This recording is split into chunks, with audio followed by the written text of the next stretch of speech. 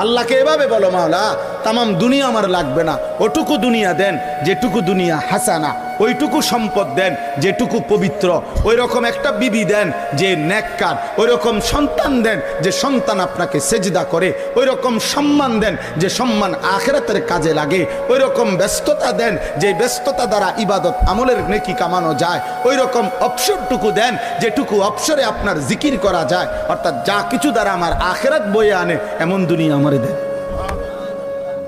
তামামটা লাগবে না মাওলা, পুরোটা দিয়ে কিনুন। ওয়াফিল আখিরাতি হাসানা, আখিরাতও যা উত্তম তাই দেন। তাহলে দুনিয়া বাদ দিতে বলছে না, আখিরাত ভুলতে নিষেধ করছে।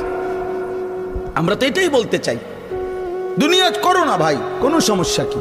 আল্লাহকে ছেড়ে দিলা কেন? হালাল হারাম ছেড়ে দিলা কেন? এরম শুরু করলা কা?